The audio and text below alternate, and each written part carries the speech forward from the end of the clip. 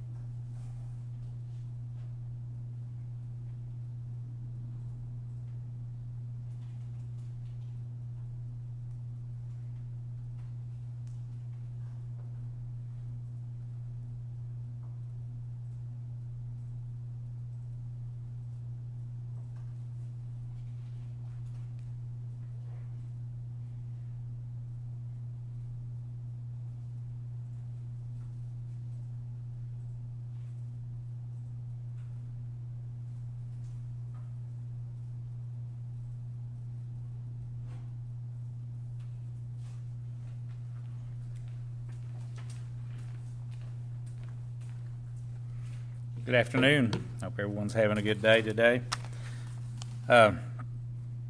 Start off by, I don't know whether you've actually heard this on the news or read it, but they have extended the state of emergency for Governor Deal, the Lieutenant Governor Duncan, and also the Speaker of the House, Ralston. They had the authority to do that, so they did without bringing the legislators or senators back. So that has been extended. Now, that don't necessarily mean that the shelter in place is extended. That'll be up to the governor. I want to encourage you at 4 o'clock to listen to the governor. He will be on at 4. And Kerry, I think you're going to stream it live on our site.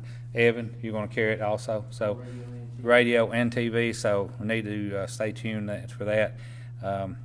He should have a lot of good information, and I'm sure some decisions that he's, really tough decisions he's making. We've not heard anything at all, yay or nay, about the park closing. I know there's a lot happened since we talked yesterday as far as throughout the state, different counties that have submitted, not only the northern region, but also other counties that have submitted requests for their parks to be closed at least possibly through April. So we'll as soon as we know that, we'll pass that on to you.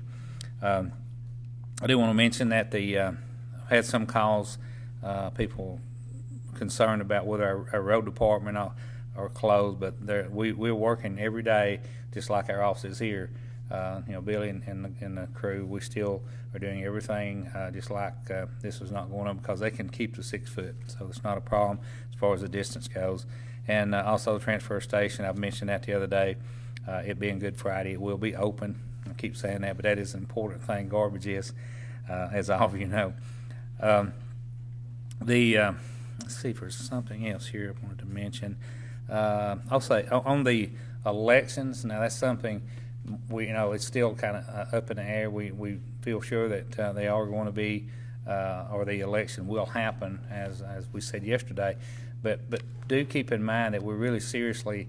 Luana and the elections are looking for poll workers, and so if you're retired, or even if you're not, if you've got the time, contact Luana. She can give you information on what is required to be a poll worker in Dade County. But it's not just in Dade County; it's all over the whole state of Georgia, probably all over the United States. But it's some poll workers, they choose to not want to do that, and I can't blame them. That's their call. Because it's going to be a different year than we've ever been through as far as voting goes. Let's see here what else I've got. I do want to mention also too. I've mentioned a couple of times the lineman school. as far as when their classes will start again, because they do have 200 plus boys come in and out of our county here from all over the country, and we do have a meeting. They've actually called us. We set a meeting up with them at about 10 o'clock, I think, in the morning when we're going to do that, and we'll start discussions with them. They have a plan possibly laid out of and a date of when the boys may be returning. Looks like now maybe it'll probably be late May, but that's all going to have to do with actually the governor's decision on what they do, and also the president too. So we'll keep you updated on that. But they're really good to work with the lineman school, with David and all their management people. So we'll let you know what happens with that tomorrow. We have the sheriff here today, and we've got Mayor Case. And if Alex, if you want to come up and give your report, and then do we have DFACs here today? Okay, I noticed it on here. Okay, so Alex, and then we'll go from Alex into the sheriff.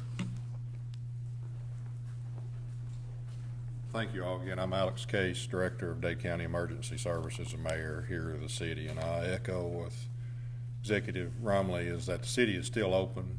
City Street Public Works, City Sewer Department, we've taken measures to make sure all the work we're doing is separated.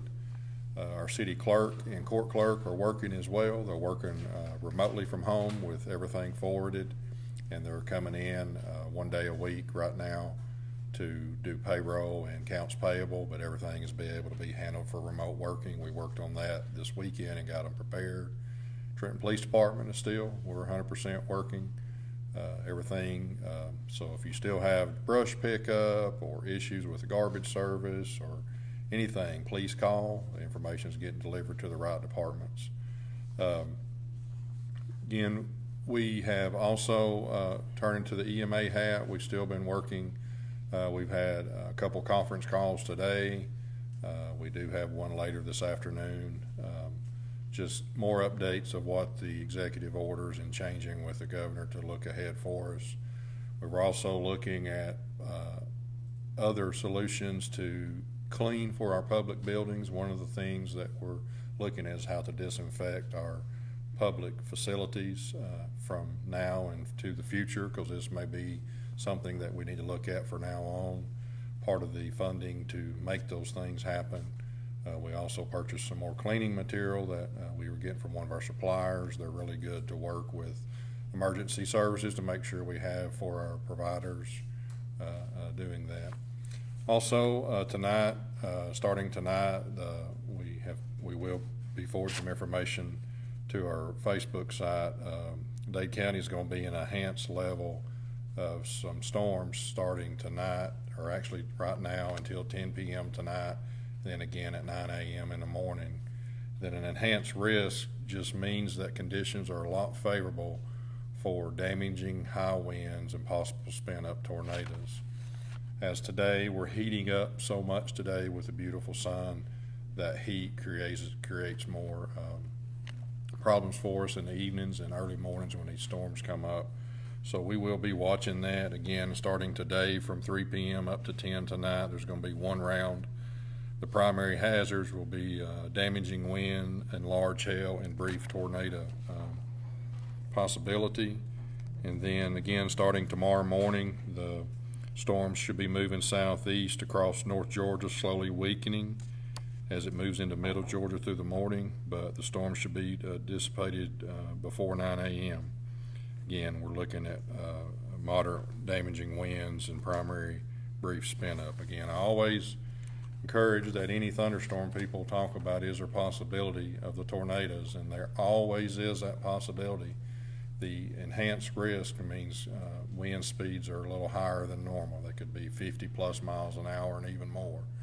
So please just be mindful of that. Even though this is going on, our day-to-day operations of everything still continues.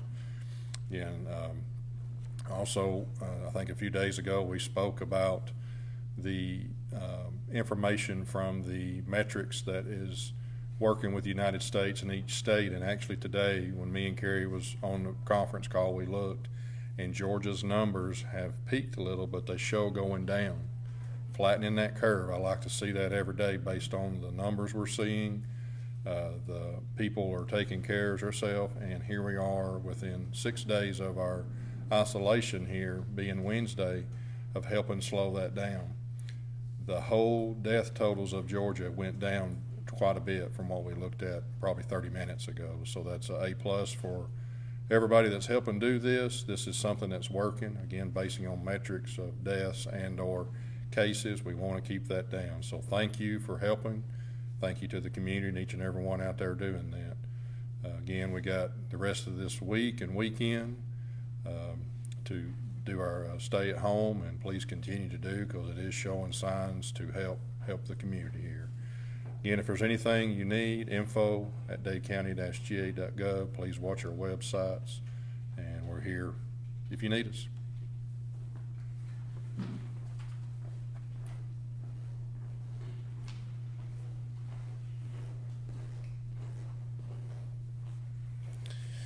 Good afternoon, ladies and gentlemen. I'm Sheriff Ray Cross. The good thing about these briefings is when they end, because when they end, that means the virus is out of here and we can go back to normal. That would be a great day, and it's coming, so you just hang in. Not much has happened in the past 24 hours at the Sheriff's Office, other than there were 3 more arrests made yesterday, and 3 of them were charged with the order from the governor. So we are trying our best to keep people safe, and if they're committing crimes, they're going to go to jail. So that's as simple as I can put it. Also, we for our jail, we got a new UV light filter system for the jail that cleans the air inside the jail and removes it from inside the building. So that's a great piece of equipment we have to help with some of these strains of flu and colds and stuff like that. So that's a great addition to the jail. Remember, folks, be careful out there. Keep washing your hands. Keep staying away from each other for right now as much as you can. But while practicing these recommendations, also, if your neighbors need help, help them any way you can, or give us a call. I know Tommy and Chad are still doing the grocery and prescription pickup, so if you need that, don't hesitate to call us. But we're out there for you and to protect you, and I know that's why Ted and Alex and Carrie and everybody has these meetings and briefings to keep you informed of what's going on in Dade County. And I know it's a great source of information, so thank you very much.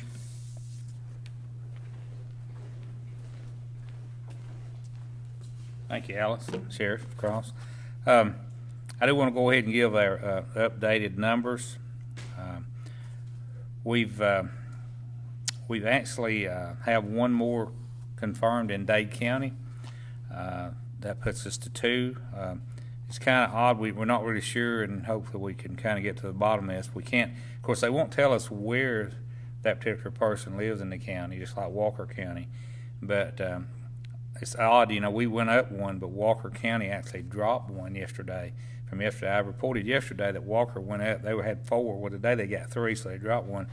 So we're really not sure what's going on there, whether that's, has anything to do with it or not. It could be that, it could have been right on the state line. It could have been, a miscount because of the line being so close to Dade and Walker. We don't know, but it's kind of odd, though, that, that Walker is down 1 today, so they're back to 3.